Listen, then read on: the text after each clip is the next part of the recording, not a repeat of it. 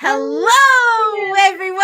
It feels like it's been forever. That's because it has been. It has been forever. It's like a long, long time ago we were doing this before. Absolutely. Well, welcome, everyone. Thank you so much for joining us for today's Oracle Chats, the first Oracle Chats of 2023. I'm Erin Lee of heavenlymessenger.com, and joining me, as always, is my beautiful friend, Miss Bobbi Rowntree, born medium. That's you. We're here. We're us. And you're you. And we're excited that you're here. Deanne's a keener. Amazing. Yes. Deanne got her message in before we even started. And honestly, I didn't even know that was possible. So. I didn't either. I saw it come up and I thought, well, good for you, Deanne, because we didn't know about that. Yeah. I owe you a message. I owe her a big, long, many messages. I have been, I hunkered down. I was all Yule solstice. Everything was going great. And then all of a sudden I crawled into my family's sack and I never got out. Yeah. Just kind of into the holidays. And then I just didn't feel like working. Yeah. Which is really weird for me. Yeah. Really weird. I actually stayed away I didn't work. I needed it. I think I needed the break. Absolutely. Did you take a break? I did actually, and I kind of felt the same way. Our family plans didn't come together the way that we were expecting them to because of the snow.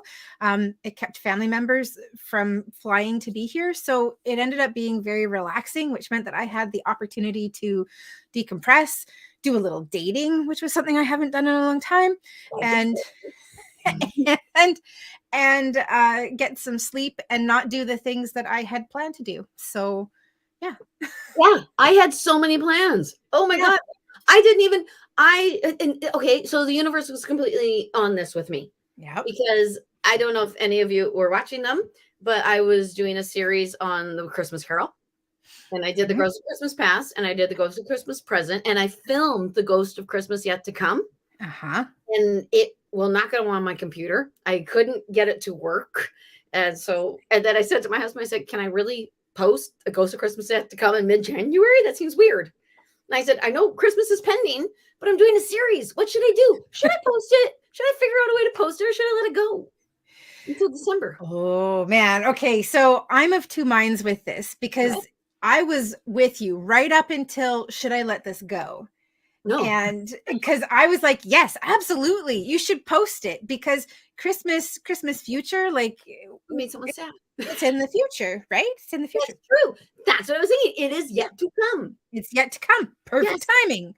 That and the series itself doesn't really have everything to do with Christmas. It actually has to do with spirituality, obviously. I mean, obviously. Hello. This is you. Yeah, right. So I guess, well, maybe I will. We'll see. We'll have friends. You know what? I want to put it out to our viewers today. So if you're with us live or if you're watching afterwards, please let us know in the comments. Do you want to see Bobbi's Christmas future Christmas coming? What is it? The Ghost of Christmas Yet to Come. Ghost of Christmas Yet to Come. If you think that Bobbi should post, please let us know in the comments. And I know that it takes a while for the comments to come in. I'm going to put my vote in for yes. Only if it doesn't create stress. Oh, I like that. Because as I said, like I was with you right up until you said, or should I just let it go? And I felt a lot of like relief that was coming up with that. So yeah, because my brain's in embolic. So let's talk about embolic. What's embolic? Embolic is, well, my brain immediately said Groundhog Day. Because that is kind of what we think it is right now. It's the coming of spring, is the celebration of spring and the celebration of Brigid or Bridget. Brigid, she's more commonly known as now. Yes. This has the goddess. Beautiful. And she's the goddess of spring. Kind. Well, not really. No. Ostara, Easter, Esther is the goddess of spring.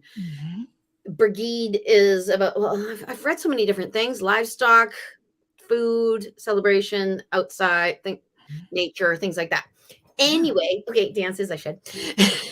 And so does Tammy, just for the record. I mean, let's see. Okay, whatever. Okay, oh, you're right.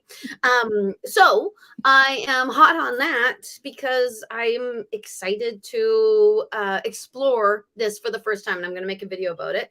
So how it's like Groundhog Day is Brigid is supposed to, she goes into the ground in the wintertime, and she comes out as a snake. And if she comes out, it's the same idea. If she tells you whether or not there's going to be more winter or less winter. I think if they go back in, there's going to be more winter. I think so. Yeah. Cool with it? Yeah. Logical sense to me that is the case. Yeah. So that makes a lot of sense, because it sounds like in the winter she's going underground, so she's going into hibernation. Yes. And then she's surfacing, and are we going to have a long winter, or are we going to have an early spring? That sounds like it's yes. And because okay. I have always found the end of the holidays very depressing.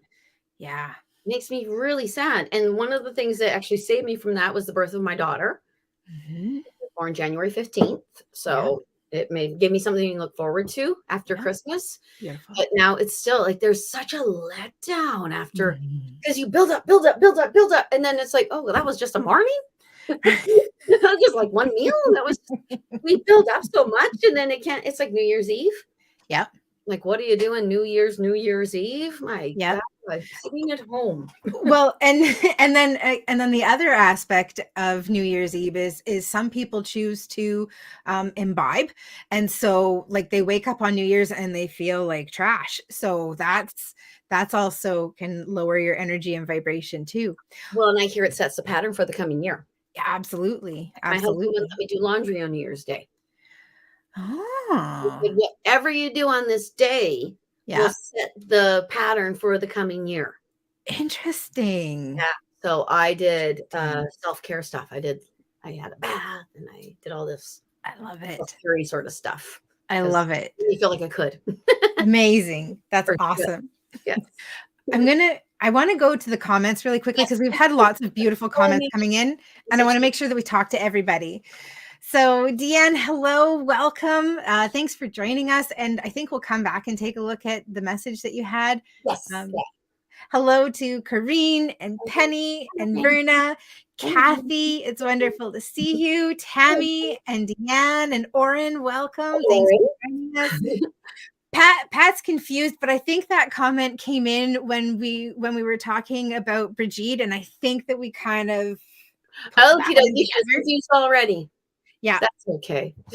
Yeah, and in a comment below, Pat's also saying no more winter. Done. Absolutely, I'm with you. Yeah, well, it doesn't even feel like winter out there right now. No, it's beautiful here on Vancouver Island. Yeah. Yes, it is so warm. It's crazy. Yeah. And rain. And Karina is saying that her birthday is 2/2, so February 2nd, Groundhog's Day. So that's cool. Really? So last year it was 2/2/2/2. Yeah. She had 2/2/2/2. Yes, that's cool. Yeah, absolutely. That almost sounds like too many. I just couldn't help myself. You could have. No, I really couldn't. Hello to Christy and Maxine. It's wonderful to see you guys. Thanks for joining us.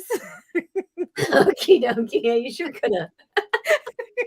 Well, for joining us on my personal Facebook page, I just posted this video. It's this guy, this adult, and he's in. Anyway, I'm just going to leave it at he's an adult, and he's interviewing these kids, asking them to tell him jokes. And there's this little girl. She looks like she's maybe 7 years old.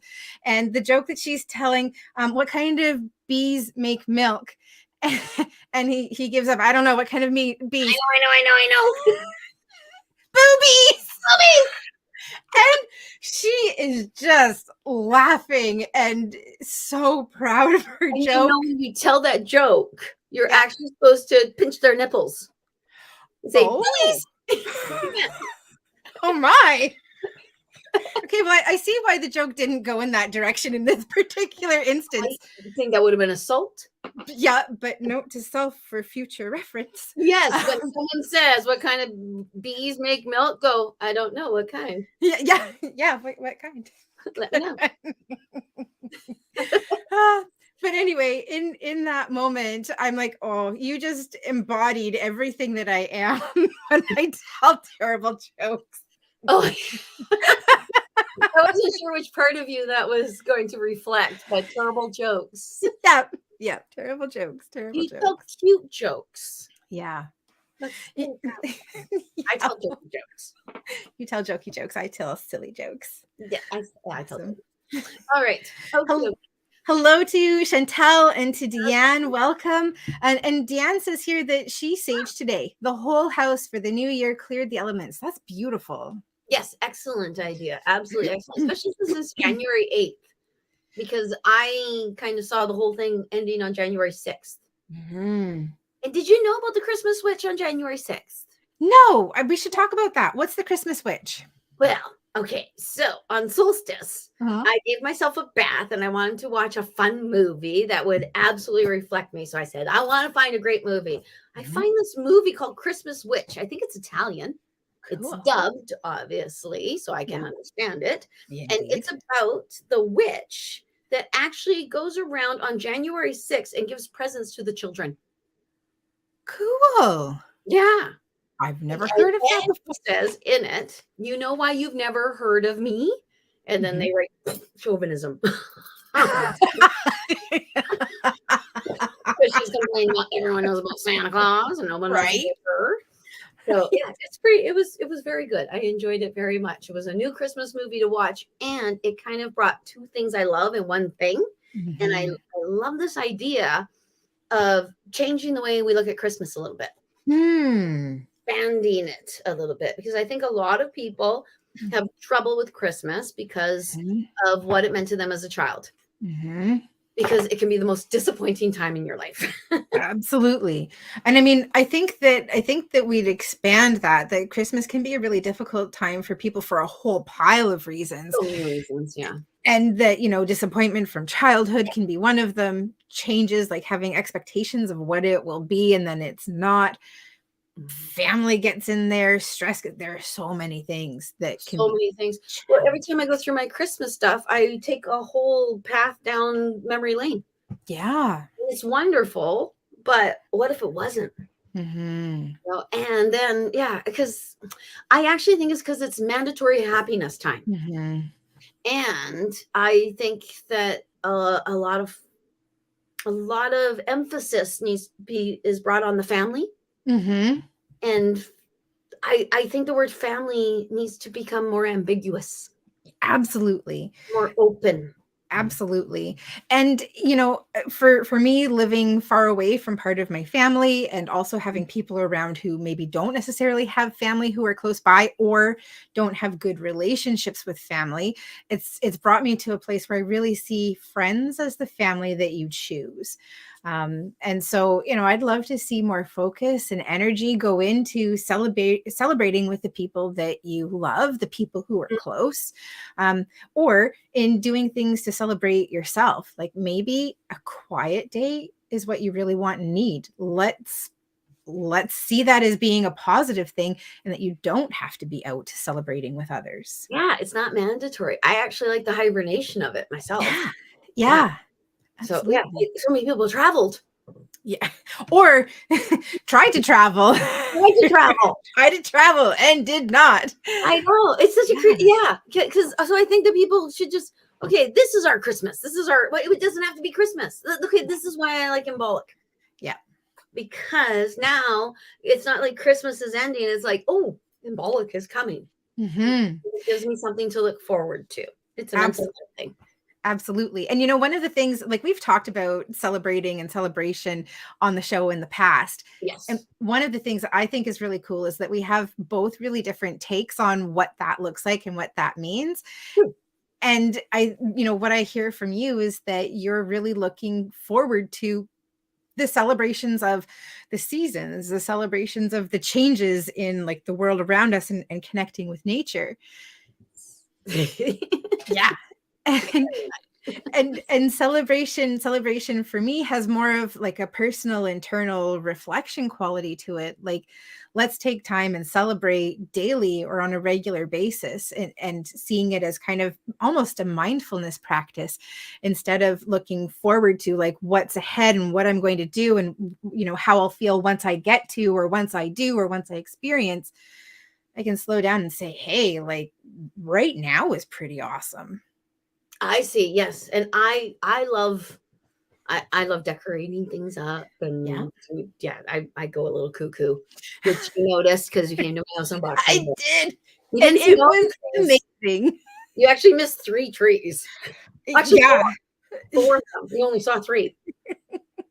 Yeah, no, when I had the pleasure of going to Bobbi's open house on Boxing Day, which is the 26th of December, and it was kind of like every child's Christmas imaginings. Like it was like being in a Hallmark movie in Bobbi's living room. It was just so Christmas.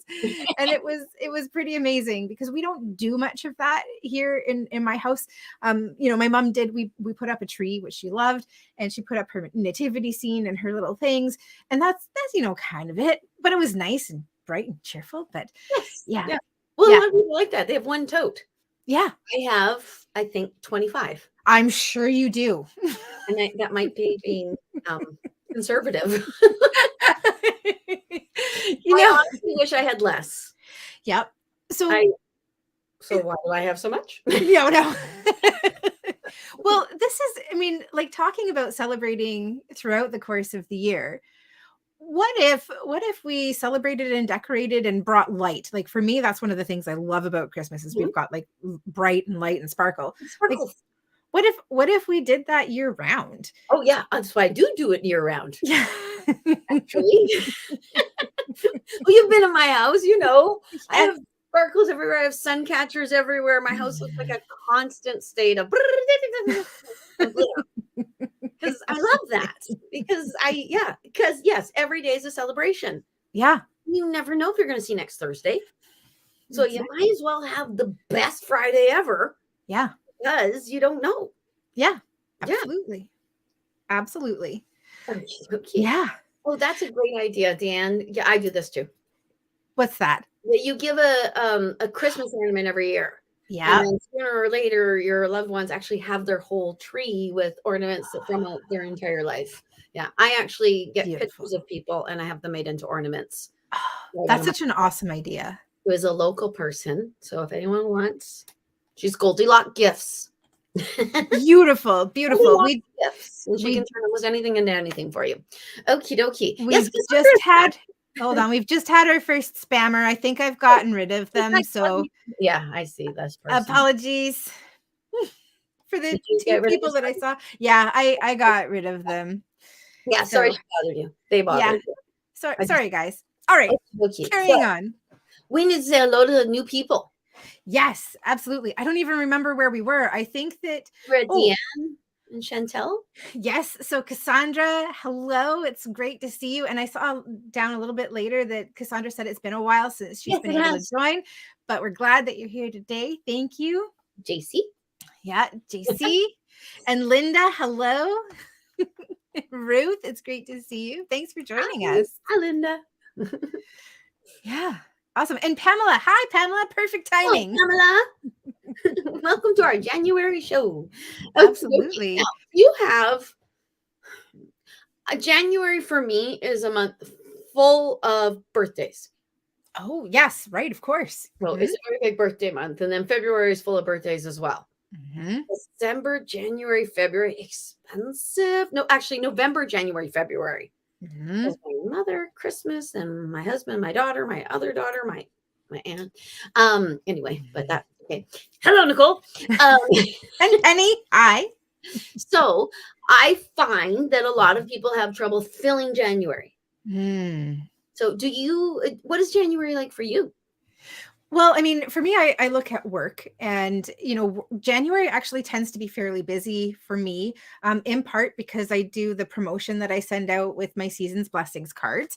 So that keeps things busy. And it's also a time of year when people are looking back and they're reflecting. So from a work perspective, things feel like it's pretty busy. And in the past, in January, I've always wanted to feel like I'm hitting the ground running and go, go, go.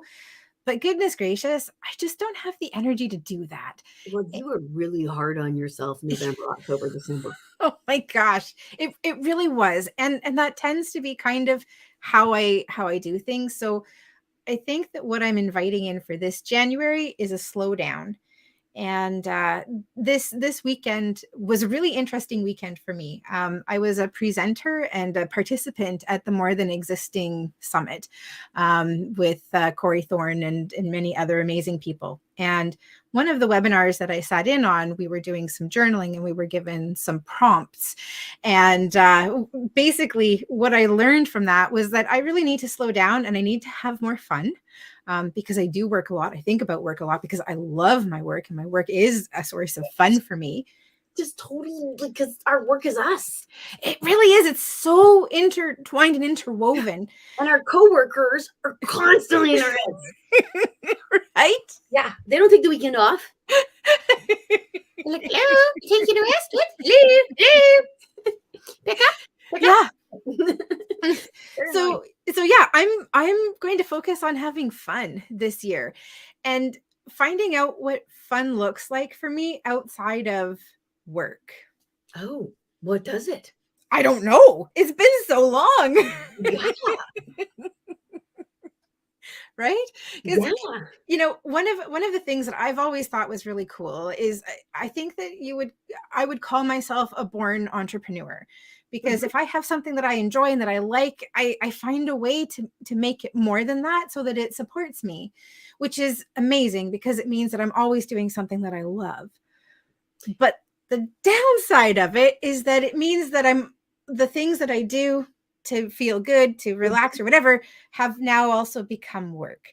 Yeah. So it's a matter of finding fun outside of the regular work stuff. Yeah. Yeah.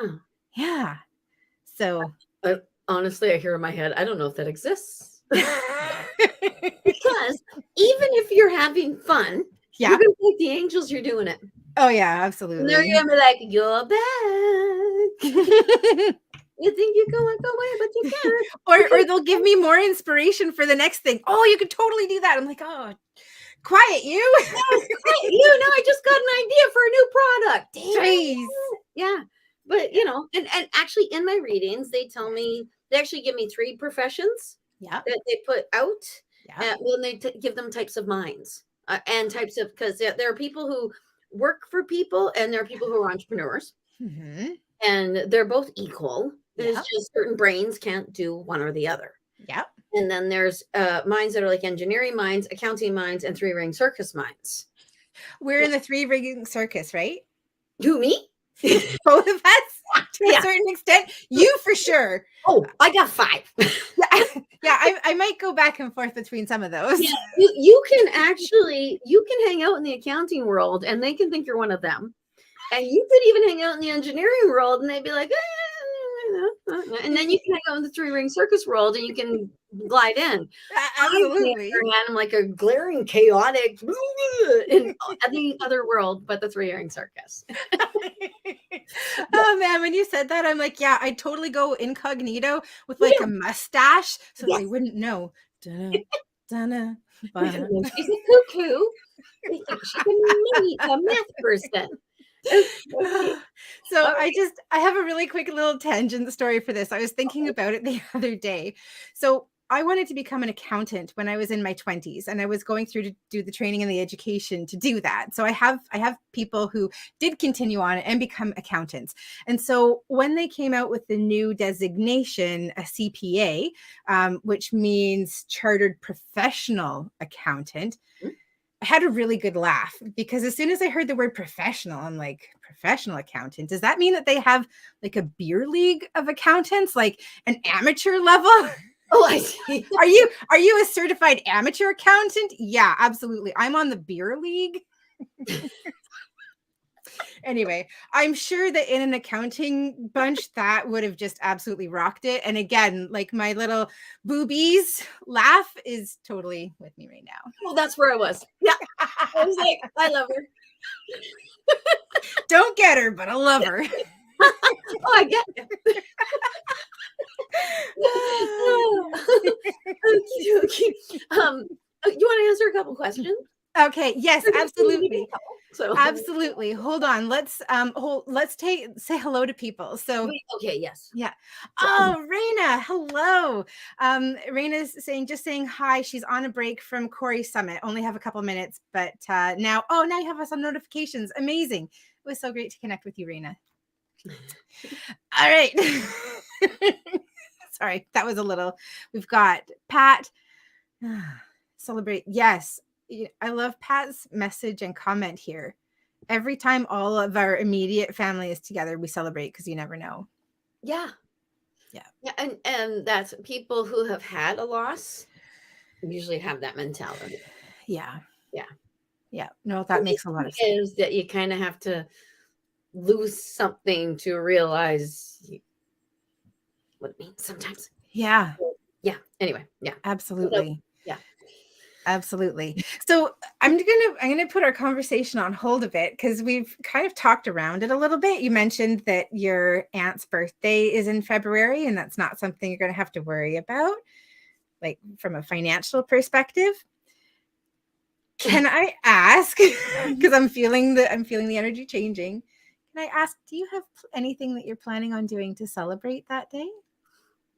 I hadn't picked anything out yet. Okay. But I know I will be celebrating that day. And actually, what I should probably do is take her widower out for coffee on that day. Yeah. Just so that he's not sitting by himself knowing it's that day. Absolutely. They weren't real big birthday celebrator people. They were, they weren't. Weren't. Good.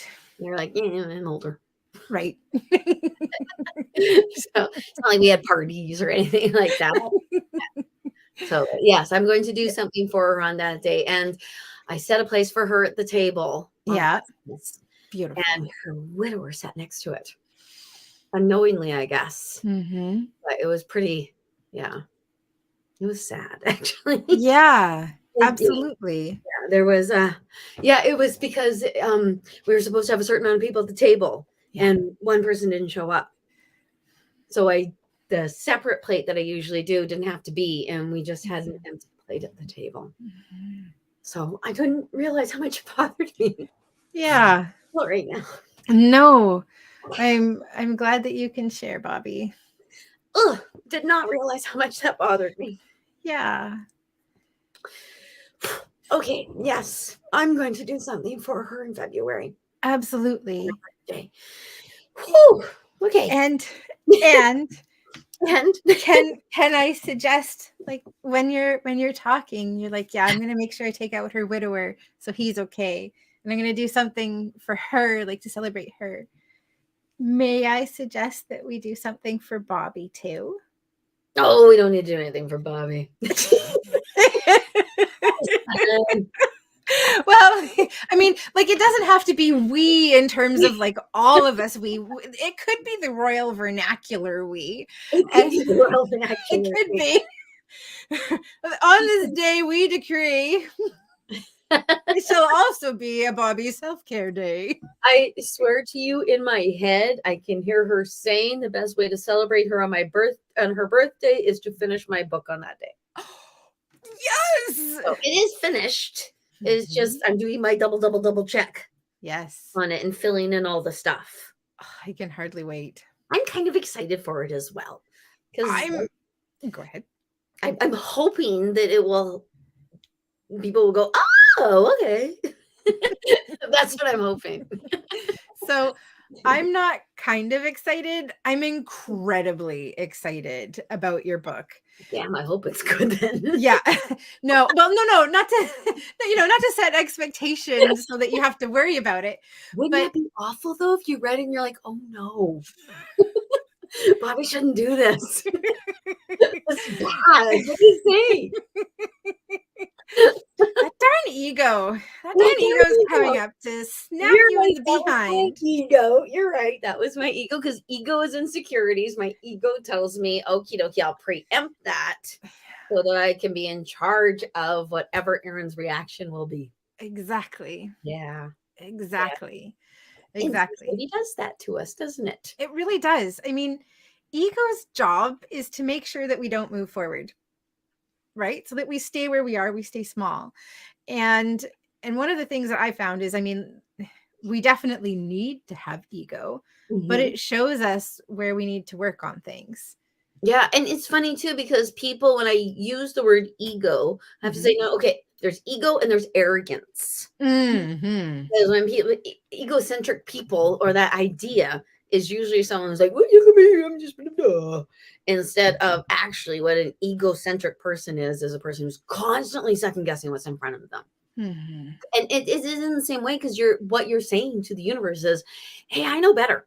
Mhm. And I know you can offer me this, but I'm pretty darn sure I don't deserve it. Mhm. That's what we're saying to the universe. So, Yeah. yeah, the ego. And then the other thing about ego is the closer that you get to being out there, to shining, to achieving, to doing whatever, the louder ego gets, because ego's trying to keep you small, but your light is getting bigger and bigger and bigger. So ego's like, no, no, no, no, no, we got to crush this right down. So the louder ego gets can be an indication that, hey, I'm on the right track. I'm doing the right thing. I'm about to make it, because ego is getting really loud. Yeah. And you know what? Sometimes you don't even realize that that's what it is. Mm-hmm. Like when I started my YouTube channel, Mm-hmm. I actually felt exposed. Mm-hmm. And that feeling, I didn't realize it. Mm-hmm. I actually kept getting paranoid about other things happening. Mm-hmm. And that was the feeling of exposure that was actually coming from my YouTube channel. So I had to identify that and let it go. Yeah. Because that would just stifle the channel. Yeah. So that's one of the reasons that was an example that I have. I love it. I love it. That makes so much sense. And I suspect that people who are watching live or watching on our replay will have experiences themselves where, you know, they've done something and they feel really naked and exposed and like want to withdraw, but hopefully Yeah. just kept going through. Yeah, because sometimes it's like, okay, once I was riding a horse bareback Mm-hmm. and I was doing really well. And then I noticed I was being watched. And it Mm-hmm. freaked me out so much that I was being watched that I fell off the horse. Whoa. Yeah. So essentially, I Interesting. actually kind of threw myself off the horse Right. because I thought when I saw them watching me, I thought, oh, I hope I don't fall. I'm gonna fall. I fell. Yeah. That's what I did. I fell. I No, wish now I'd stayed on the horse. absolutely. I mean, it kind of reminds me of learning to drive. And I remember my dad, because my dad taught me to, he said, you know, make sure that you keep watching the road, because especially when you're just learning, whatever you look at is what you're going to steer at. So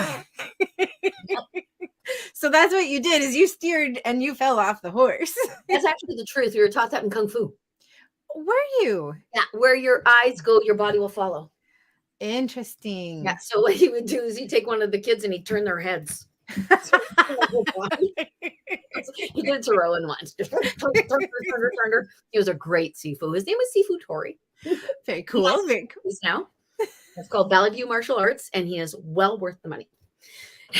Beautiful. I You am heard it here first. today. I am the plugger. And the two businesses that I've already plugged, if you didn't hear it, let me know and I'll write it down for you. Love it. We should probably drop it into the comments. I'm a plugger. Yeah, I'll drop it into the comment. Oh, I could probably do that, right? And you know, I keep hearing the Glad commercial. Plug it in, plug it in. That's a Glad commercial? Yeah, Glad, the air freshener. Oh, The Glad air freshener. Glade. Glade. Well, I'm glad. I'm like, you're plugging in a garbage bag? What the devil? But you know what? Hello too. That's funny, because I do have to go and get garbage bags later today. So there we go. Maybe that's where my head was. Okay. No, that's one of those things we actually have to buy the brand name. Yeah. Okay. We said hello to Carrie, didn't we? I'm going to let you take over saying hello, because I keep getting distracted. So we're All back right. to you. Oh, hello. We've said hello to Raina and to Pat and to Ruth. I don't know. We might not have said hi to Carrie. So you go for it. Carrie.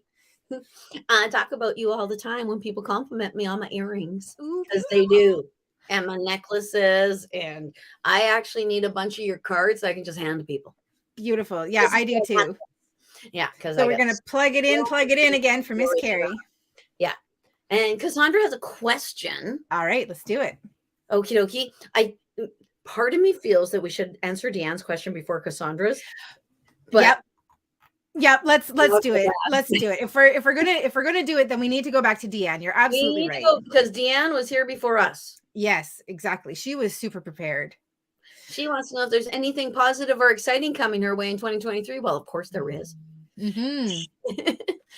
Oh, actually, well, who knows? But did you see anything right away when I said that? Yeah, I did. What I saw was that there were going to be really positive and amazing things, and I saw being on like a path or a trail, but that the amazing things were kind of off of the path and you needed to look for them, and that they weren't necessarily right directly in front of you. And so what that said to me is that there are awesome and amazing things, but you need to slow down and you need to make sure that you're watching not only what's right in front of you, but also the things in your periphery, because that's where you're really going to experience the amazingness. Okie dokie. And on top of that, I actually saw baby feet. Oh, that's exciting. It could be new life, because maybe it's our new life. Yeah. And that would make sense with it's not her path. Because I don't think Deanne's going to pop anyone out of her. Yep, that makes sense. When she's popped out of her, it's going to pop someone out of her, and then that would be a peripheral of her life path. Yeah, like it's like movie night here. We've got lots of popping for popcorn. I see. Okay. See, now popping is giving birth. That's not movie night stuff. Well, I guess it could. It'd be a welcome distraction, but it might really make the woman mad. Yeah, indeed. Indeed. Yeah. So does that make sense? And for some reason, I see it with little sockies on the little feet. And I see. I was just going to say for some reason. And then you see little pink stripes on the socks. Oh man. Well, here's one for you. As soon as you mentioned the little sockies, I'm like, oh yeah, mine are blue. So that's funny. Yeah. Oh. Wouldn't that be smashing? Maybe 2. That's where I was going. For different sides. Or it could be Deanne's son is going to have a baby girl. Would make sense. Deanne's daughter's going to have a baby boy. Makes sense. That's how this works, isn't it? Like, it's nuts. It's so ambiguous. So I'm kind of wanting Deanne to come back and let us know. Yeah. Like, please tell us if a baby comes out of somebody and you love. Okie dokie. Now we can tell Cassandra what she needs. Okay, awesome. So heading down to Cassandra. So Cassandra's wondering what the amazing new year will have in store. Looking for their forever home. Yeah. Awesome. Yeah. And actually, well, I actually hear today. I don't know that's possible. I don't know because we're just going to get a call today and someone says, hey, I got a house. Because that doesn't make any darn sense. So I was seeing immediately like going outside and grabbing sticks, and I saw making like a house in the dirt with sticks and starting to put the energy there. And there's something significant for me about 4 sticks. So I don't know if you in your family that are looking for a home, if there are 4 of you, or somehow 4 makes sense for representation, but I'm wanting to focus on creating like the foundation of it and seeing yourselves moving into it. So actually, again, like this feels like this is kind of a manifesting thing if we look at the whole picture. But if each of you grabbed a stick and you created like the foundation, I want to symbolically move into that space and bring in the things with you that are going to be significant and meaningful. And that it feels like it's almost starting to help ground that energy. Okie dokie. And it might actually be that you're looking in the wrong place. Town, because all I hear is Cumberland. And it might be because you want to look in Cumberland. I love Cumberland. Or it might be because Cumberland is up that way from Courtney. So wherever you're looking, it might be actually you want to look a bit that way that you don't even realize. Because if I didn't know Cumberland existed, I would not know Cumberland existed. Yeah. Because you come off that highway, you don't. If you're not, you don't know that there's an actual full town over there. So it might be something like that. So yeah.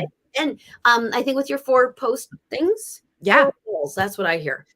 That would totally make sense. Walls. That's what people always use, that 4 thing. Yep. The 4 walls. I saw a 4 poster bed when you said it. Okay. So there. Sorry, my head is just in the wrong place for that kind of message. 4 poster bed. Erin wanted to make this about sex. Not today. Not today. I have a headache. All right. Okay. All right. Hello, Lacey.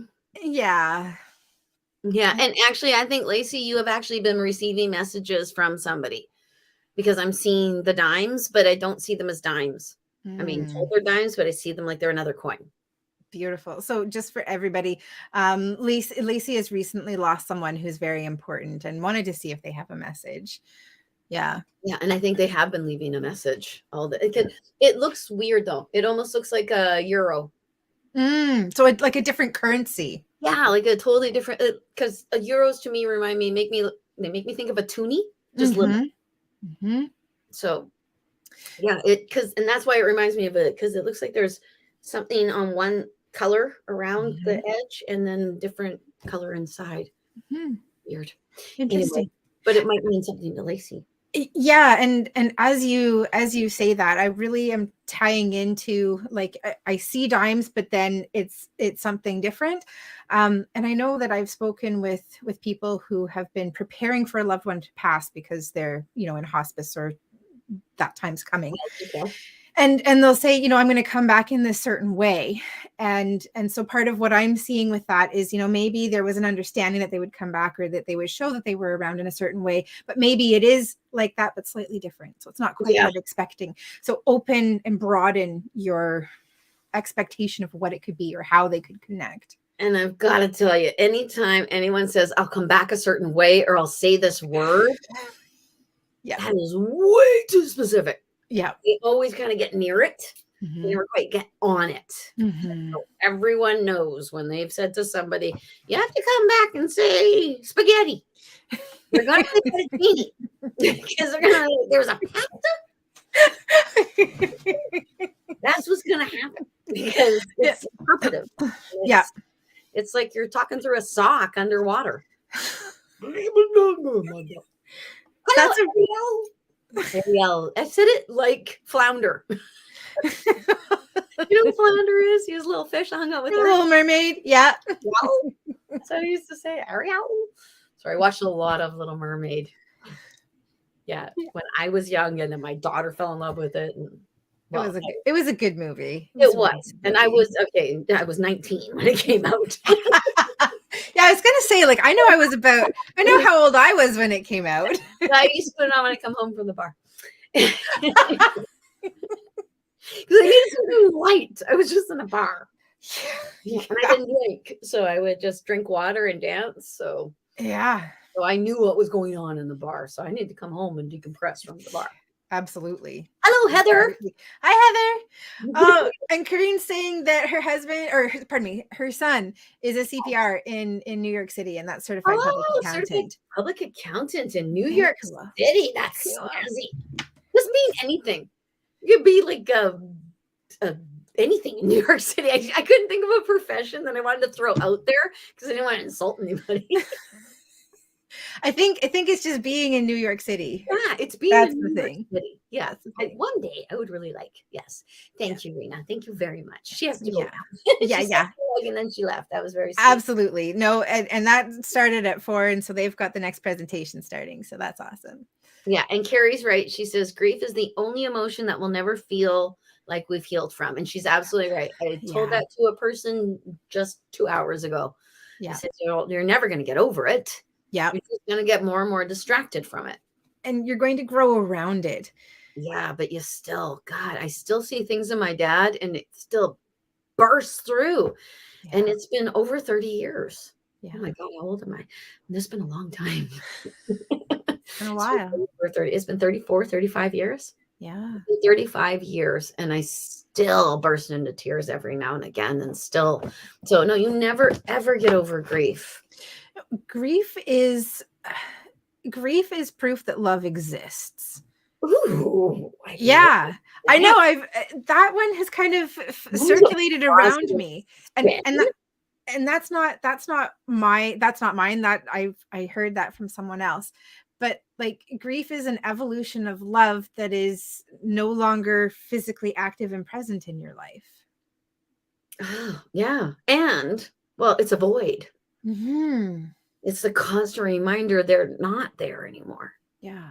Wow, it sucks so bad. But then at the same time, when you have those feelings, it's usually because they're standing right beside you, going, I'm right beside you. I just don't have my meat suit on, but I'm here. It's me. My meat suit over there. I got separated from it. So I'm here. Yeah. And that's why you're like, oh, I miss you so much. It's because they're right there. And I have to remind myself of it all the damn time. And actually, sometimes I'm like, you need to back up. Yeah. We need some space.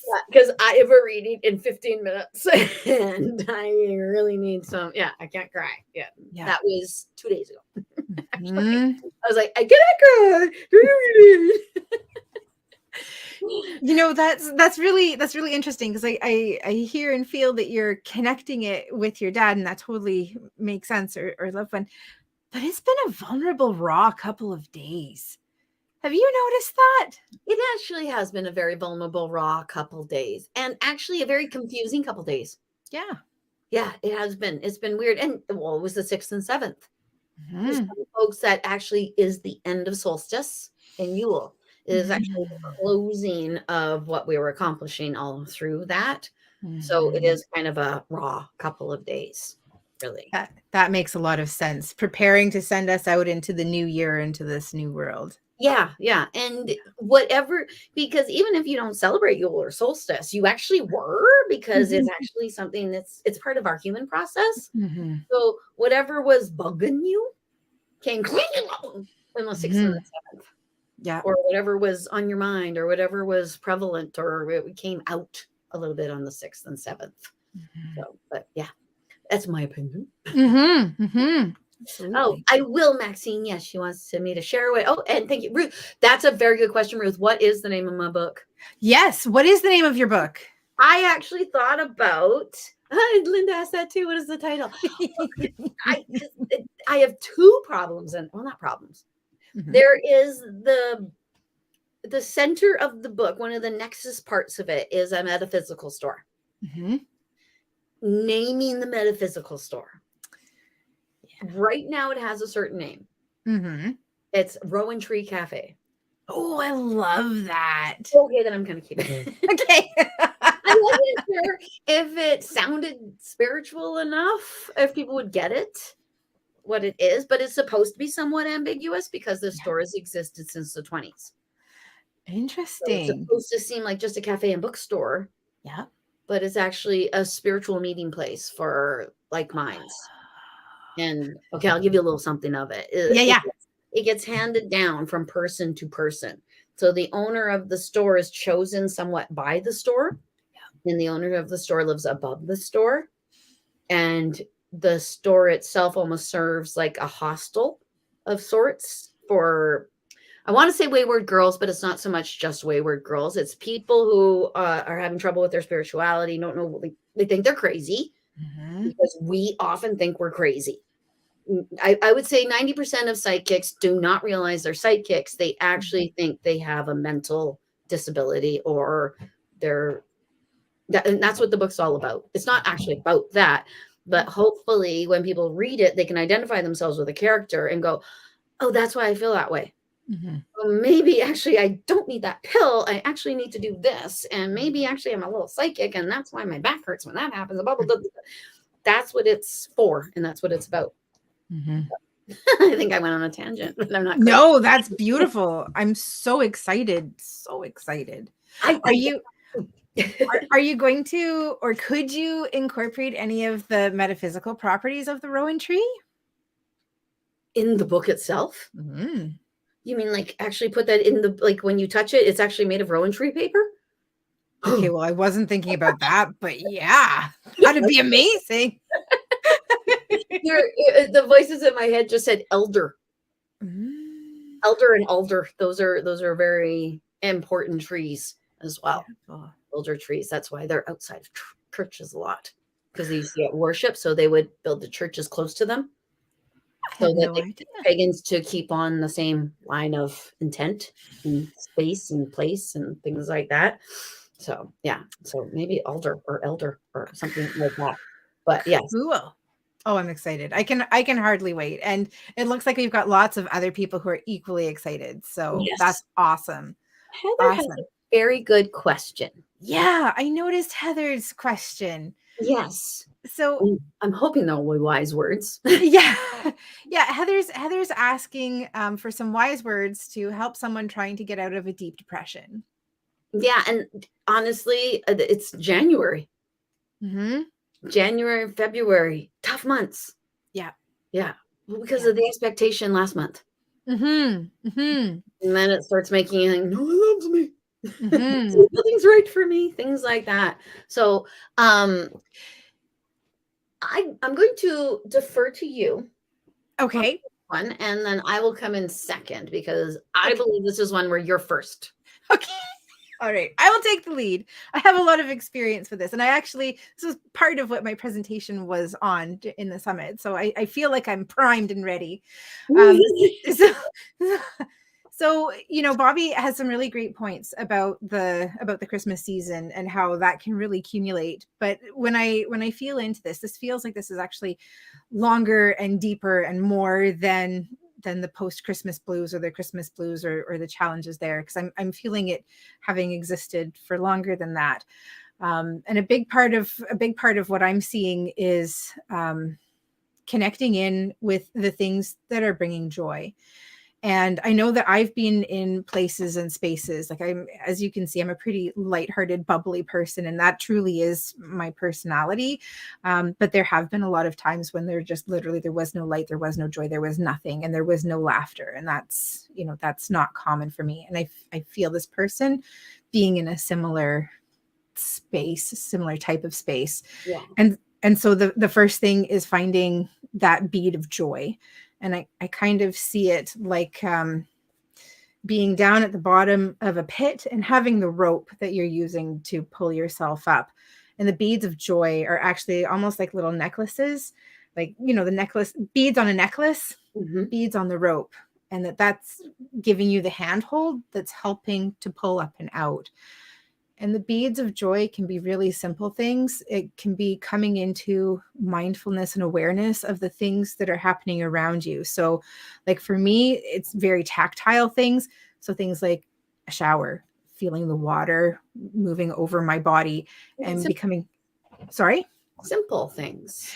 Absolutely. Because it needs to be simple, because the big things can feel overwhelming and exhausting. And so it's all about literally coming down to the basics of where is my support. So yeah, finding the simple pleasures and touch of different forms can be really significant in that. Mhm. And then the next step is getting back to basics, because usually when we're in a deep place of depression, we're letting go of things like sleep, hygiene, food, exercise, fresh air. And those are all basic fundamental things that we need to support ourselves to survive. So it's getting back to all of those things, but at the same time, recognizing that the resources that we have to support ourselves in doing those things aren't what they usually are or aren't what they have been in the past. So it's about being compassionate with ourselves and recognizing where we are, and that, if we start the day and we feel like we only have 30% of ourselves, if we give 30%, we've given 100% of what we had to give. And that one is a pretty big mind shift for people, because we're accustomed to not only giving everything that we have, but like digging in deep and finding more to give. And when you compare that to being in a place where you feel like you have nothing to give, Mhm. if you take those steps and you give everything that you have, then you've given 100% that day. Okie dokie. You see, and okay, because for myself, Yeah. I don't believe that I experienced depression in a deep way. but I know that I experienced depression. Yep. And the way that it comes to, when you describe how it comes, I can click to some of it, but some of it I'm like, and because my personality, I think I go to anger. Yeah. I go to, well, it's like, I have learned from being the mother of a son, when a young man is depressed, he's angry. Yeah. He doesn't appear sad. He appears frustrated and a bit of a dick, actually. But tell us what you really think, Bobbi. And I think that I'm a bit of a boy that way. Okay. So Yeah. if I'm depressed or sad, I will be less me. Yeah. Which is a little bit of a dick. Probably. I'm aware of my ability. I'm aware of my ability to throw what I'm feeling at people. And sometimes, I feel very bad. I can't help it. This is what I'm feeling, and I'm throwing it, and that's what's going on. So, and I say this because, for me, depression is like something that I go boop, boop, boop, boop, boop, boop, boop, boop, and you go up and down in it. Yeah, it will hit my butt. Yeah. But I can find my way out of it. And when I look at what Heather's written, I see a person, it's almost as though someone has poured weights into them. Everything seems so heavy. And it's funny too, because just as I got this thought in my head, and just as I got the thought in my head, you said, go to the simple things. And the thought in my head said, look at the ocean, how huge it is. So it could be because, and then I thought, oh, I got the opposite. But it's not. Actually, what I got was, like, when we look at the ocean, we realize how tiny we are. And if we're this tiny, then maybe our problems are even tinier, because they're not even as big as our body. And then work in that way. That's the way that they show it. And I would also actually think that if Heather actually is the one that's experiencing this depression, there might be actually even something more to it. Because I believe you experience depression because you are so extrasensory. And this isn't always a lovely place to be. No. And when people drive by your house and they're sad, you go, oh, why do I feel so sad? It's past. Okay. They're fine. That's gone. That's done. Yeah, it's gone. They're down the road longer. Yeah. Yeah, absolutely. I mean, I have definitely come to see the ups and downs that I've experienced with depression, because the symptoms of it started when I was 9. Like, this is not something that's new. This has been lifelong, and there are a lot of other things that goes with it. Well, Heather's talking about is being physical as well. Yeah. It's part of your physiology. I also see it as being a superpower. And I believe this to be true of people who deal with other challenges. Well, I don't think that this is necessarily a challenge, but differences, like neurodivergence and different things like that. I see this as being our superpowers, because we have had to learn how to cope and interact and deal in different ways. And we become really strong in those areas. And it literally becomes a superpower. It's something that we're able to use, to bring forth. Yes, absolutely. On that idea, then. Yes. Because of my superpower. Yes. I am a cuckoo brain. Absolutely. So it goes with my superpower. Yeah. Because my cuckoo brain is actually part of it. Because I'm so bombarded with so much information, and it's dead, so they're not organized. Your superpower involves you communicating with people who probably look at humanity and go, oh, just no. Oh, yeah, come on, war. I mean, golly sakes, there's tons of stuff that happens in our world that makes an angel cry. I mean, yes and no. I know, you were looking on the bright side. Well, no, not only that, but I mean, angels don't have ego. And so, like, they just love. That's it. No, it's just love. You do. Me as an angel-like person, not as an actual angel. Yeah, but you feel them. Absolutely. So if there's any discord in the universe, you're going to feel it through them. Yeah. And my gosh, it's angels being like, well, there's discourse. So you're like, discourse. Does that make sense a little bit? It does a little. I've always thought that the angels depress you. I have had the opposite experience with angels. I know. I knew you wouldn't agree. I mean, my goodness. In preparing for my talk today, I was thinking about all of the different times and all of the different very miraculous ways that angels have come into my life and literally saved my life and built me up and brought me up. And that's what they always do. I'm down, boom. They're there to help pick up. Well, I'm sure they are. I don't think they're making you sad. I think you feel them and they're a little, and then you're human and go, oh. That's what I think. Like my descriptive words. I love it. I felt it. I mean, again, that's kind of where I go back to angels. They don't feel in the way that we feel, right? Like, oh, I'm worried about that thing over there. They don't worry because everything is in balance. Yeah. It's all in balance. That's why I rewatch shows so that I know the horrible things about to come and I know the thing that gets them out of it, and then it's okay. And then it's okay. And then it's okay. I can watch this then because I know it's gonna be okay. Yeah. It's gonna be okay. Beauty. Okay. Now, okay. Awesome.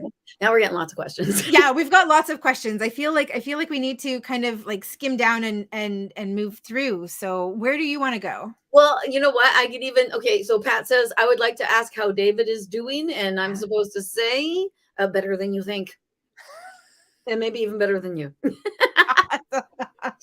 David might be on the other side. Because every time someone asks me how someone on their loved one on the other side, I actually always hear better than you think and better than you. That's actually what they say because, well, they're there. It's like they're good and they're under shelter. That's yeah. Excuse me. Yeah, absolutely. It is so comforting to find dimes and other coins, Chris. You're absolutely right. Absolutely. And I always say thank you. And you know what I've noticed too is I look at my clock and it's always sequential. 222, 333, 444, and I say thank you, angels. Got it. Yeah. Thank you, Erin. Dear. Awesome. Where are we going? Debbie loves that idea. She's going to tell her son and daughter-in-law to do that. Awesome. I don't know what it is. I'm not sure either, but I've kind of scrolled down and I'm at Jerry's comment and Jerry said that she's just tuned in. Yes, Erin. Really? That was what really caught me. I love it when people agree with me. So I'm totally with you on whatever you have to say, Jerry. The tree and the paper from it.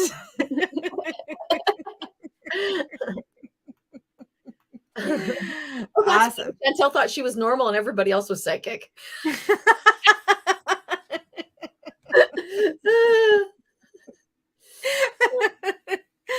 Awesome. My black cat says Mr. Onyx today rescued a Senegal parrot named Miss Onyx. Cool.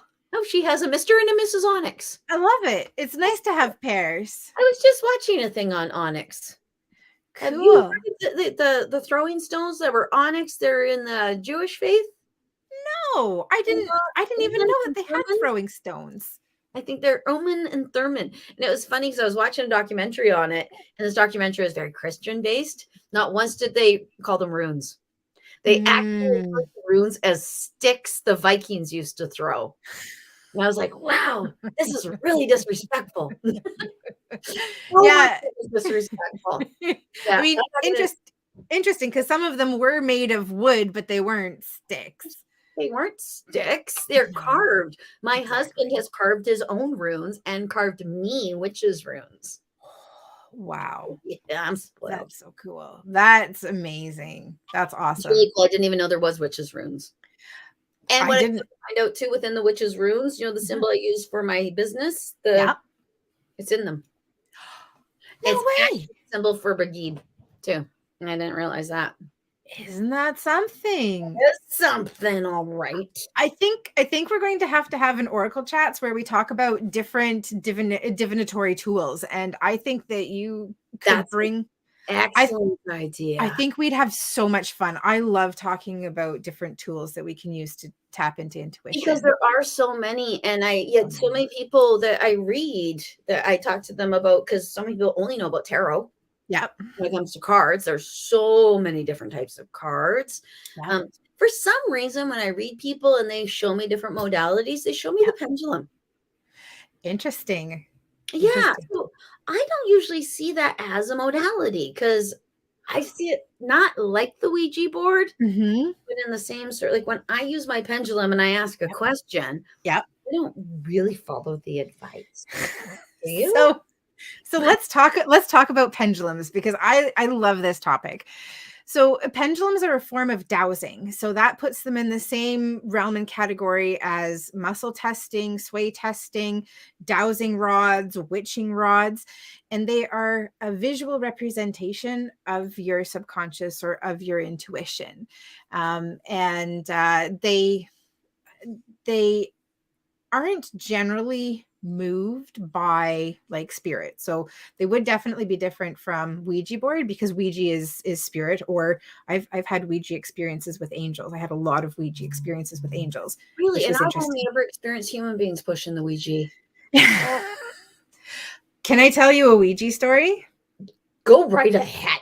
Amazing. So when I was we can do whatever we want. You always ask if you can tell a story. What am I gonna say? No. Oh my God, what happened? What happened? That was weird. See, okay. I have a gremlin in my house. Oh. Maybe he was pushing your pendulum around. It actually hid my phone in my sauna this morning. What? Yeah. Like, that's good. That's impressive. Yeah. Oh, yeah. Whatever it is, it can actually move things and put them in other spots. And it was really effing with me today. And I finally said, you know what? I've got to work. Where's my phone? Yeah. Come on. Yeah, come on. You little gremlin. Anyway, so I think that's actually just what happened, because it wanted to be mentioned. Yeah, and I shouldn't have something in my house, but I do. It's been since the holidays.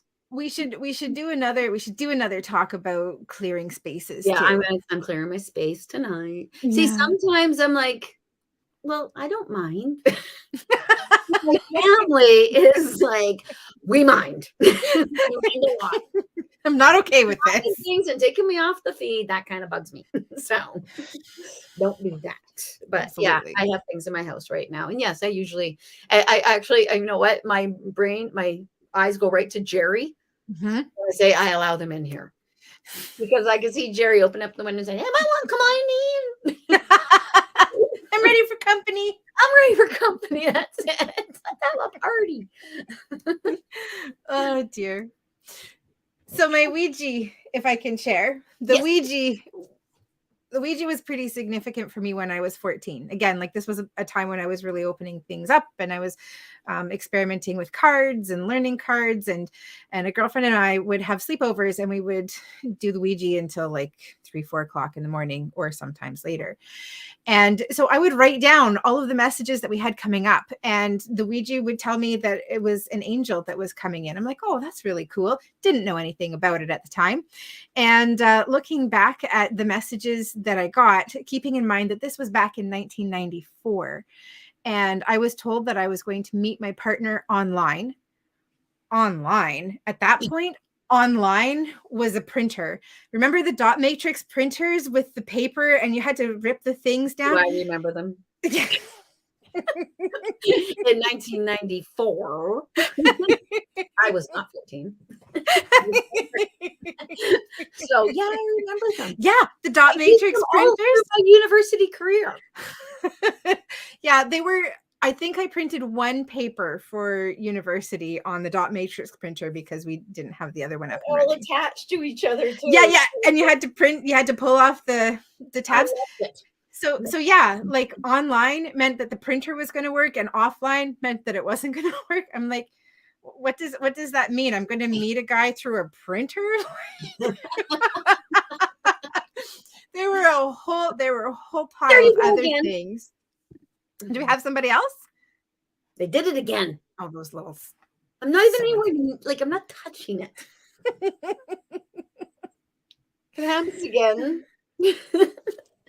Okay, go ahead. No, actually, that was the end. Okay. Okay.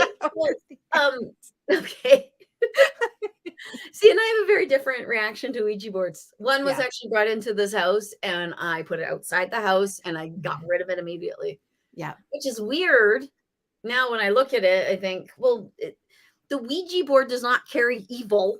Mm-hmm. The person using the Ouija board could instill evil, but Mm-hmm. I still didn't want it in my damn house. Yeah. Actually. Well, I think one of the things that's important to recognize if you are going to go into that realm is that it's important to make sure that you're safe, that you put up rules and boundaries around who can come in. And I don't know how we came to like thinking about this, but we set those boundaries before we started. And so we never had negative experiences with the Ouija board. Okie dokie. And actually, most people who do Ouija board are hoping to get some sort of evil spirit. So that could be part of the problem too. Alice Cooper was the young girl that the band would connect with through the Ouija board. Really? Fournier, the lead singer, took his name, and that is why he is known as Alice Cooper. Really? I had no idea. I did a report on Alice Cooper once in high school. So I know that.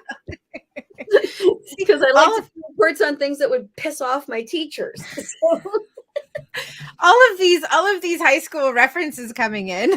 Oh man, we could do a whole thing on my high school. Actually, the second book will be delving into my high school career. Ooh. Because there are 5 books.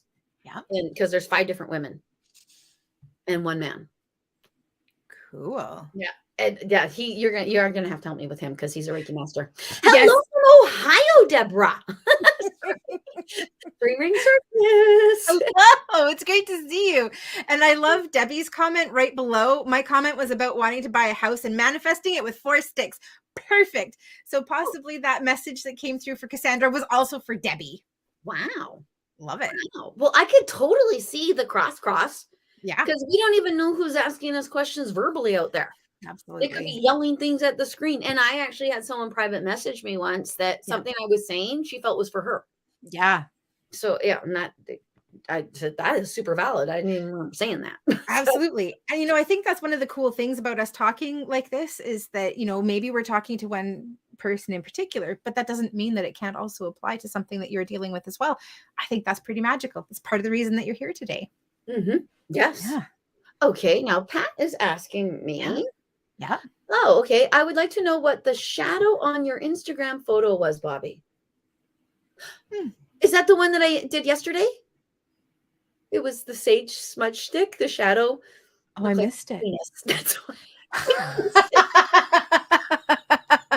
Because I'm 12.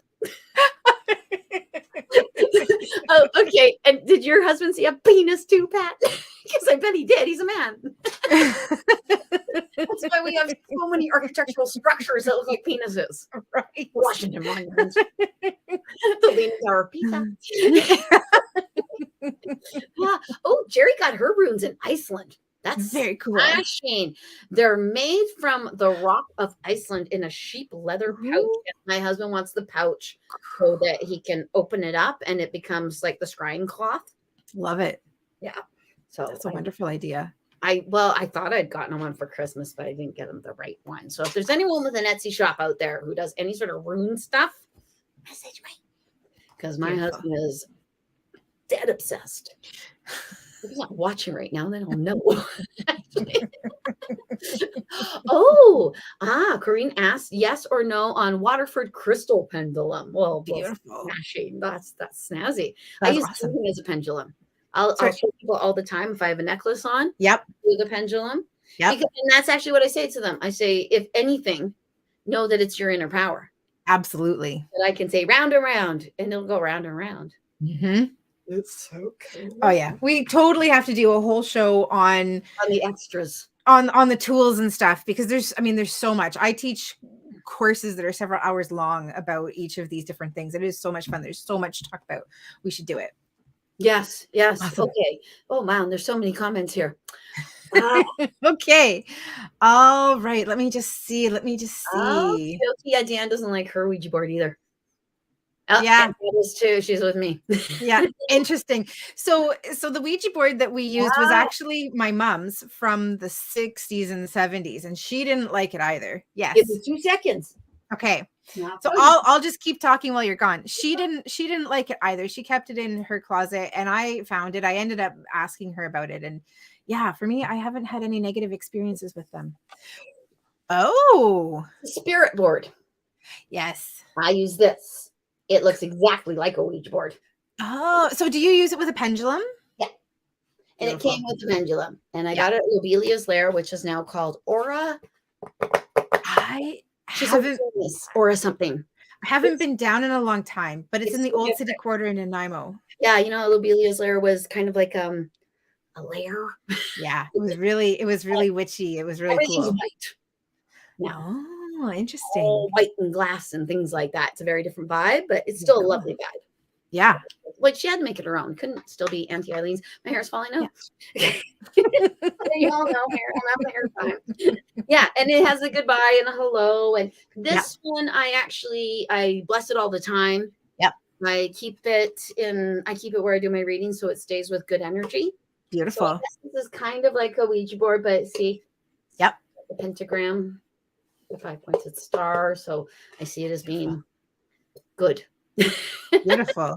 Yeah. When I used to do my psychic play groups in the evenings, I had a really awesome family of women. It was a mother, daughter, and granddaughter who would come, and they did something called Spirit in the Glass. And so what we would do is we would write out each letter on a piece of paper and a yes and a no, and we turn a glass upside down. So often like a little custard cup would work really well. Good. You're back. You were frozen. And yeah, just briefly, just with your hair. It was very beautiful. and you'd put a finger, each person would put a finger on the glass. So it's very similar to the Ouija board idea, only you still had other people. And it was something that we made with paper, and it worked beautifully. Yeah. Okay. Okay. Yeah. Well, I will suspend my disbelief. And I will wait to see if we can, because I do have a planchette for this. Yeah. Do you? Yeah, no idea where it is. we should try it. We should try that and the Spirit in the Glass, Bobbi, and see how it goes. We should. And actually we should do it on our live, because I've got like a camera where we can show, and I think you do too. Yep. So, yep. Yeah. Okay. Cool. Now, okay. Hello from Newcastle. Jamie from Newcastle, UK. That's pretty awesome. Hello. Along the way. Awesome. She said to get out of my home. Chris. Pardon? Oh, Deanne. All I have is a sentence. She said to get out of my home. I'm totally missing where you are, so I'm just going to follow your lead. Okay. It's right under hi from Newcastle, UK. Okay. How is the spirit board different? Excellent question, Chris. Well, I actually think because the intention behind it is different. Yeah. And I got it at Lobelia's, where it's just a Wiccan-based place. So I don't, yeah. And it is built, you can buy a Ouija board at Toys R Us. Mm-hmm. Just right there. You can buy a Ouija board at Toys R Us.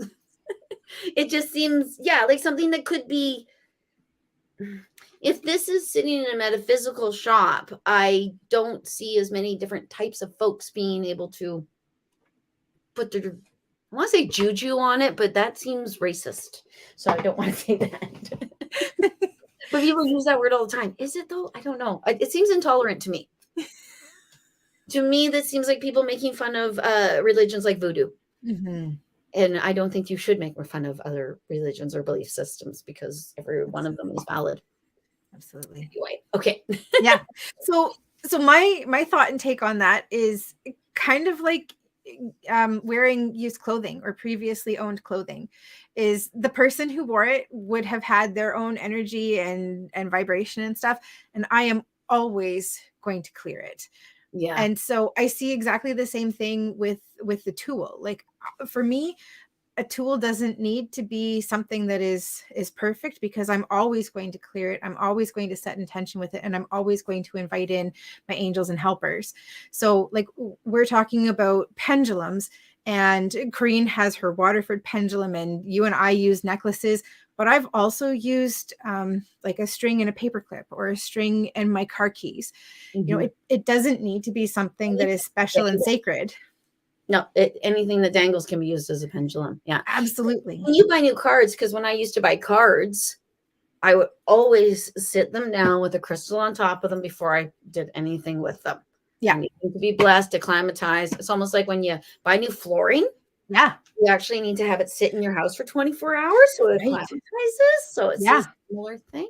Yeah, absolutely. And I mean, like, I know that we all know that I have rules. and one of my rules with angels is that all of my tools are always cleared. So like once I connect with a deck of cards, I generally don't clear it again unless I feel that it needs to be cleared. What about if the client touches them?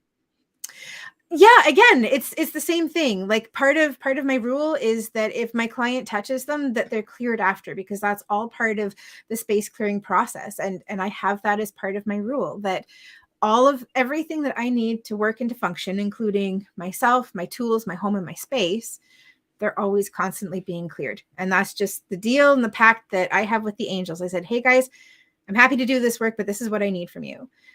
Same with crystals. My crystals are always kept clear. I do clear them, but in general, I use them a lot compared to the amount of clearing that they get. And they're still really good and really functional because mine too. Poor it's part of the rule. Yeah. I often think, oh my gosh, I got to clear all these ones in my tub. After each cycle, move out and blah, blah, blah. But yeah, I agree. I agree with you completely. And I think Corrine may have lost her Swarovski crystal pendulum in the park. Oh, no. Which means that she's going to get it back another way, or that wasn't the right pendulum for her. And I was going to say, like, one of the things that you can use pendulums for, because it is a form of dowsing, is you can use it to help you locate things. Fine. Yeah. And so maybe part of what you're going to do is you're going to go to the park with a makeshift pendulum and ask it to show you where to go. Yes. Hello, Ward. Welcome. I haven't said hello to Ward yet. It's great to see you. Thanks for joining you. And Ward's joining us from Belgium. Welcome. Smashing. Yes, he's joined us before. Ward has good things to say. Oh, beautiful. I love that. I don't think I've been on a live with Ward before. That's awesome. You might not remember because he has added to our discussions before. Oh, okay. Knowledge. Maybe under a different name. Maybe. Yeah. Yeah. Or maybe I'm wrong. Yeah. Yeah. I agree. Ooh, I like that. Ward actually has a great question. Oh, okay. If someone dies at a young age and goes to spirit, do they grow older in the spirit world, or do they stay the same age? Both. They grow to 30. Okay. But they can de-age and up-age and de-age and up-age when a medium is talking to them. Very cool. His only name is Ward. He did not come in another name. That's what he said. Oh, okay. All right. No one takes Harry's cards. Yeah. If a person is stillborn or dies as a baby, they still grow to 30, but they can go to all these different ages for me. Cool. Yeah. And one of the things that I learned in one of the mediumship trainings that I took was that often people who passed when they were older over time will start coming back younger in like that 18 to 25-year-old range. Is that something that you've experienced or not really? Never, ever, ever. As far as I know, they cannot de-age past 30, but they will de-age. That's what I call it, de-aging. Okay. Because some of them will de-age to now I have brown hair again. This right. is how I thought I look great. So this is right. But a lot of times, if it's their grandchild coming, they will not come with brown hair. Right. They'll come as a grandparent so that we can identify them. It's depending on the person. Right. Oh, and that's sometimes they actually come looking just like the photograph you have of them. So they'll come in that outfit. It's actually happening in my book right now. Oh, man. She's identifying the woman she knows. Oh my God, that's her because that's the dress and the photograph that's behind the counter.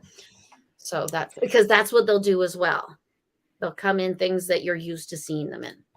So can I just say that not only am I incredibly excited about the first book, but all of the subsequent books that are coming, but that I keep seeing them going to movie and that I'm really excited about that as well.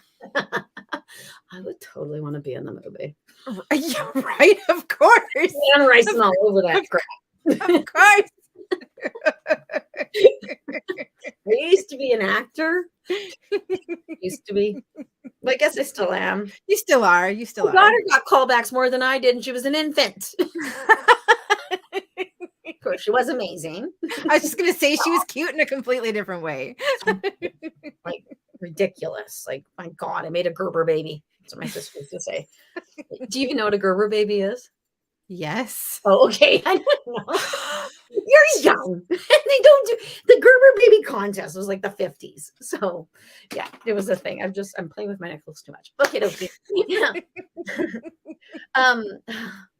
Honestly, Ward asked if his friend is around, and all I can say is yes. Beautiful. And you know that, actually. Like, duh. Right. That seems so rude and mean. And I don't mean it like that. I believe they mean this because Ward is able to communicate and knows they're around. And all he's looking for is confirmation that he's right. As far as I can see. I hope that's correct. What do you think? Well, I was going to say when messages like that come through, like that are different from my personality and how I would express things, I usually see it as being part of the confirmation itself that you've got the person, because that's how they would have spoken to you. Like, yeah, like, come on, dumbass. Excuse me, Ward. Those are not my words. Yes. But like, obviously, I'm here. Oh no, that's yeah. I'll even say to people, do they swear a lot? Yeah, they really want me to say you. Word can take the words. Thanks, Word. So I'm really feeling drawn to pull a card for 2023 for all of us. How do you feel about that? I love that. And then I think we should tell everyone about our new format. Okay. Awesome. All right. So let's pull a card. So my intention with this card, we're using the Archangel Oracle card deck, is to get a message that applies to all of us for 2023. And what do we need to know? Okay, we've got indigo and crystal children. And so here, I'll read the message. This is Archangel Metatron. You have a bond with children. In particular, you can help children who are sensitive. So I'm seeing that you have something ready. Do you want to hit me with it?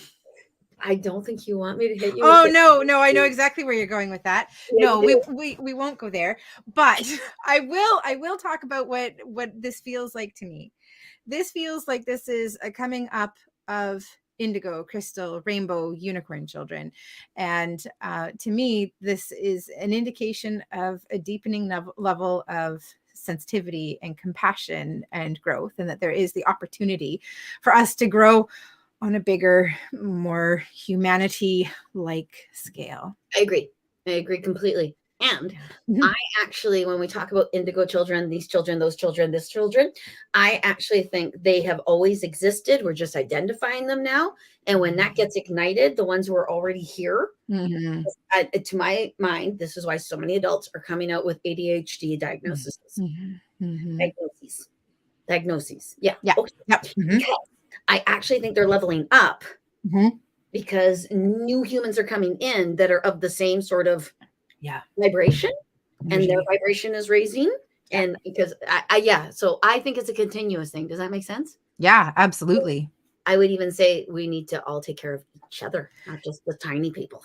Oh, absolutely. I mean, like the first wave of indigos that really came on like full force is recognized as having been born in the 70s, but there were definitely indigos before that, and that we just kind of keep changing and shifting and evolving. But yeah, I think that it's a call, as you say, to take care of the little ones, but also to make sure that we're taking care of ourselves and each other too. Yeah, because we all have a little one inside of us. Yeah. Some of us more than others. Anyway. So shall we talk about our new format? Yes, but I quickly have to tell Gordon what's going on. Okay. Yeah. Because Gordon is asking, he says, I have a mom and sister come and visit, but I can't get them to talk. They just mumble. But I do what they are trying to, but I do get what they're trying to say. Anything to understand them better. Okay, meditation. When I was a little kid and they would talk, because they've been talking in my head my entire life, it sounded like mumbling. until I actually started meditating and coming to terms with what I could do and raising my vibration. That's when they actually started becoming clear. Yeah, absolutely. And then I would just jump in because I like to work with angels. And so my first thought was, well, let's connect with some of the angels. So Archangel Azrael, Azrael, helps us to cross over. So when it's our time, helps us to cross over from physical into spirit, helps and supports those of us who are still here with the grieving process, and also helps with communication as well. So you can also call on Archangel Azrael, ask him for help and support in like clarifying or removing feedback. And Archangel Gabriel popped in for you as well. Archangel Gabriel. Is that who? I was going to say that. Yeah.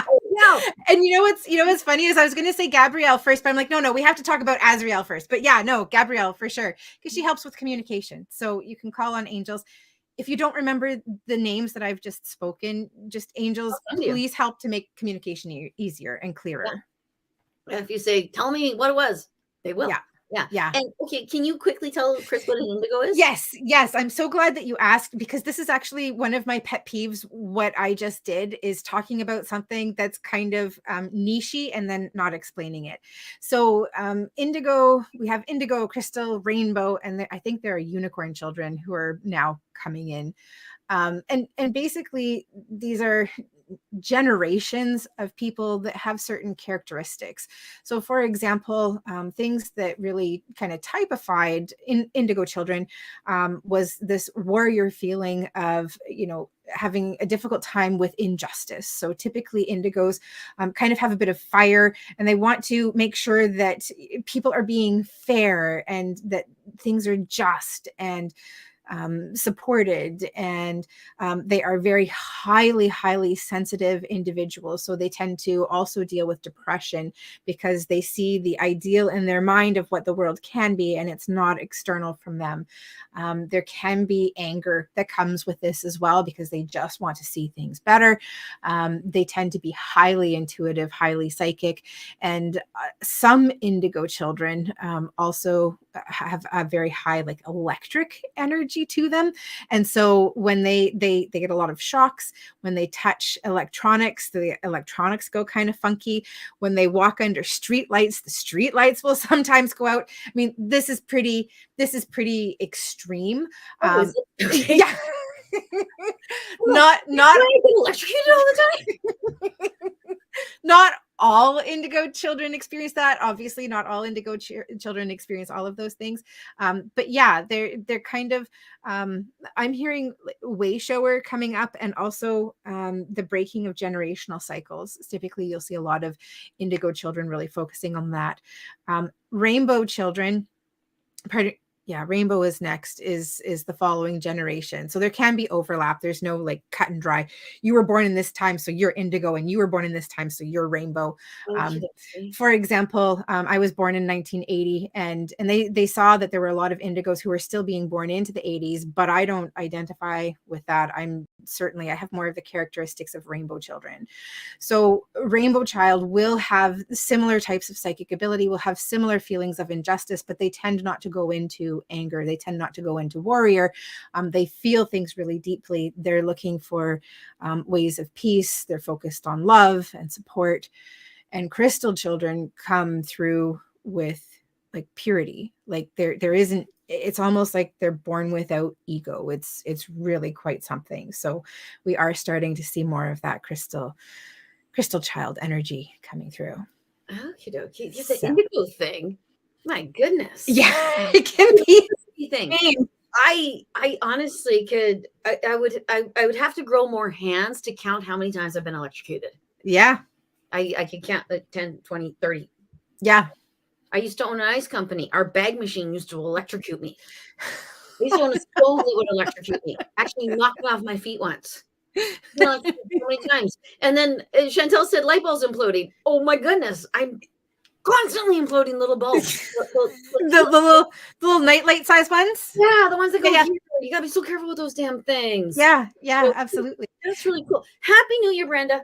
Happy New Year. And I think I saw one from somebody else too. So Happy New Year to everybody. Yes, Happy New Year to everyone. Yeah.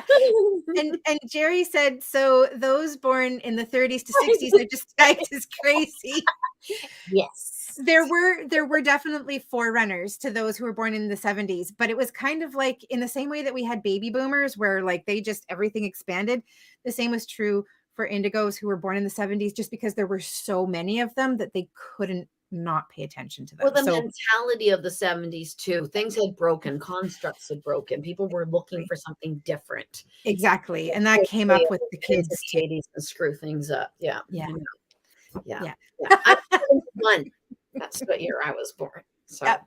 I love Corinne's. I hope. No, you don't look 71. I hope so. It's only 20 years. I love the rubber muck boots work really well to stay grounded. Yeah. I actually told someone to put their feet in dirt the other day. Nice. That's what they told. Put your feet in dirt. Like actually tell yourself, dude, you're grounded. I love Jerry's comment. I gave birth to as many as I could. Jerry, thank you for populating the world with indigo children. We needed you. You have served your country, your community, your world. So what are 2000s kids? Well, the 2000s kids would definitely still be in that rainbow energy. And when I haven't really looked into this or felt into it very much, at that point, crystal children weren't really being born yet. So like the crystal children possibly are the ones coming up in the late 20 teens. So like just potentially not even quite here yet. But it would be really interesting to see if the crystal children are some of the pandemic babies. That would be very interesting. Yeah. Massive energy shift. A huge energy shift, especially like those either born or conceived in that initial couple of months of pandemic in 2020. Yeah, we'll have to take a look into it and see if anybody has some information about it, because as I said, it's not really something that's been at the forefront for me. I haven't looked into it much. This is an older deck of cards.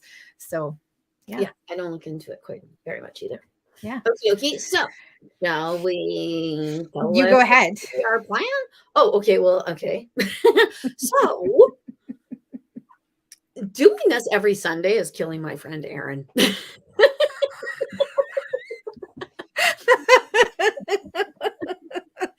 I hope so, Jerry. We're gonna start there. It's been very difficult for you.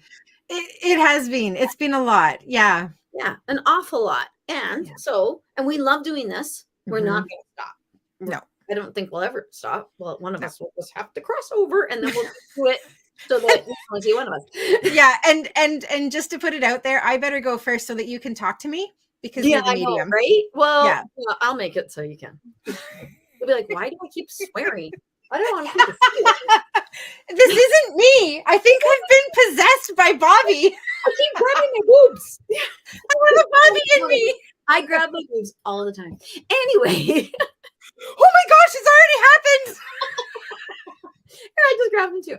Anywho, so what Erin and I are going to do is we're going to split it up a little bit. Yeah. We're going to do our show together. And then Erin's going to do a show. And then I'm going to do a show. And then we actually might take a Sunday off. And then we're going to do a show together. And then, you see, I put you first. Yeah, I wasn't exactly sure how we were going to do it. Like, was I going to do a show? Then we're going to do one together. Then you were going to do a show. Yeah. I'm not sure. You know what? I hear in my head too. Play it by ear. Yeah, I think so. And we will never let you know that we're going to be here. And the consistency. Do you want to keep the consistency Sunday? I think so. I think Sunday works best for everybody out there. Yeah, because Sunday is nice because we do it in the afternoon at a time when people are off and maybe they're preparing for the week. I think Sunday's a good day to do it. I do too, because it's actually either the end of your week or the start of your week. Exactly. The middle of mine. Yeah.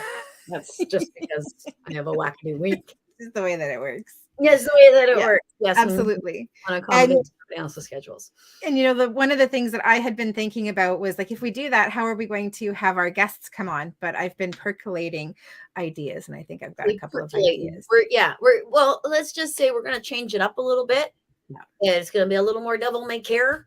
Yep.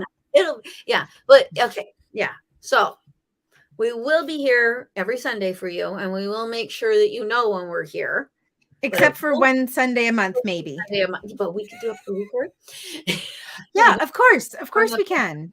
Do a little pre-record or something like that. We'll figure it out. Yes, yeah, absolutely. Because we love our Orkellians. We absolutely do. We absolutely do, and we don't want to stop. No, but I also don't want to run Erin into a ditch. Erin also does not want to be run into the ditch. Yeah, so we are going to change it up a little bit. Yeah, and it'll be exciting and it'll be fun. It will be, and we're always still looking for topic ideas. Absolutely, always, and guests too, because we talked about the guests. So if you have an Etsy shop, if you have an ability, if you have something you want to talk to us about, message Erin or I, and we will convene. Absolutely. We will figure it out. Yes. Awesome. All right, my friend. Are you ready? I think I am. Okay. Okay. So let's take a moment to thank everybody. Thank you. I knew you were going to do that too, because, you know. Because you're psychic.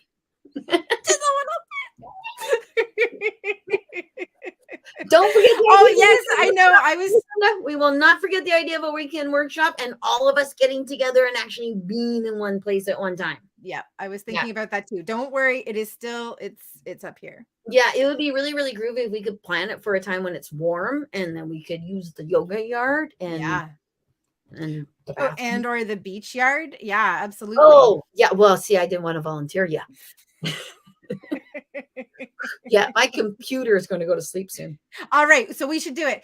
Thank you all so much for joining us. Happy 2023. Someone will see you next week. Maybe both of us. Maybe both of us. Maybe one of us. You won't know. You'll know by Tuesday. Okay, great. That's a good deadline. Yeah, you'll know by Tuesday. All right. Love you. Oh, we should do our namaste. Yeah, do our thing. Namaste. Thanks, Chris. Thanks, Chantel. Love you guys. Bye.